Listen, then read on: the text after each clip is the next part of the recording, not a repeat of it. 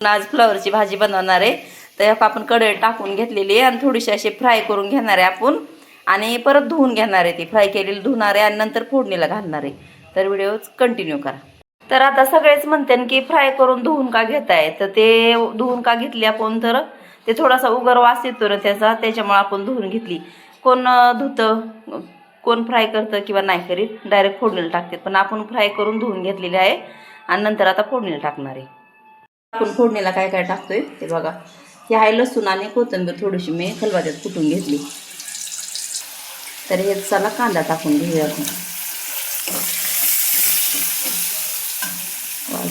आता टोमॅटो टाकून घेऊया. कांदा छान ब्राऊन झालाय.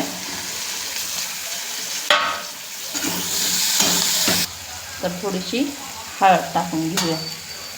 हळद टाकल्याच्या नंतर थोडासा 1 चमचा काळा मसाला टाकूया आपण आपला घरचा. जास्त तिखट नाही बनवायचं. फ्राय करून घेऊया त्याला. आता छान फ्राय झाले बघा. सगळा मसाला हे टाकून घेतलेला आपण, कांदा टोमॅटो. आता आपण धुवून घेतलेली फ्लावर आहे ना ती टाकूया याच्यात आणि आपण एक बटाटा पण घातला त्याच्यात.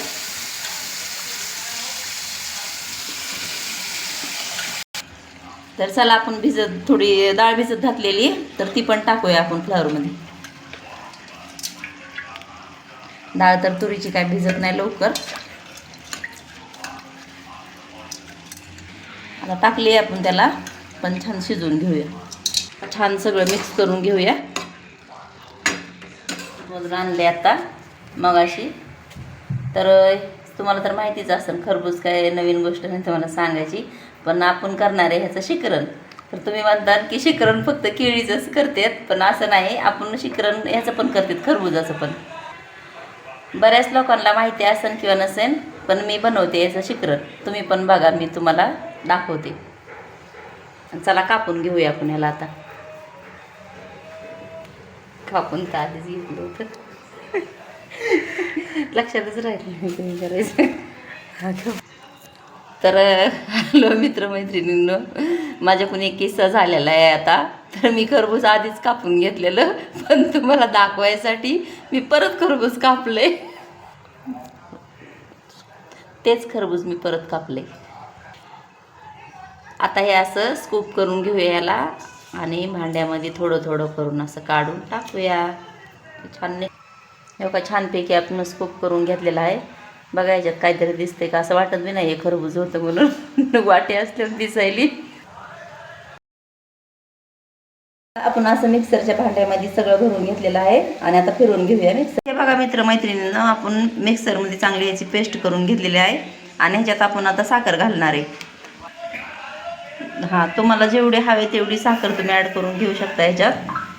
मला तर 1.5 वाटी बास आहे. तर चला अजून एकदा मिक्सरला आपण ह्याला पेस्ट करून घेऊया. भाजी पण झालेली आहे आपली फ्लावरची बनवून. आणि आता शिकरण पण दाखवते तुम्हाला कसं बनवलं आहे ते. हे बघा शिकरण, खरबुजाचं शिकरण. खायला तर खूप टेस्टी लागायले, पण तुम्हाला बघायला काय माहिती कसं वाटतंय, पण खायला खूप टेस्टी लागायले. हे असं बनवून तुम्ही फ्रीजमध्ये ठेवा आणि नंतर खायला एवढं भारी लागते ना. तुम्ही पण ट्राय करा, नक्कीच तुम्हाला पण आवडेल. चला आता अशा छान छान रेसिपीमध्ये भेटूया आपण. आणि पुढचे तुम्हाला ब्लॉग बघण्यासाठी माझ्या चॅनलला सबस्क्राईब करा आणि नक्की करा.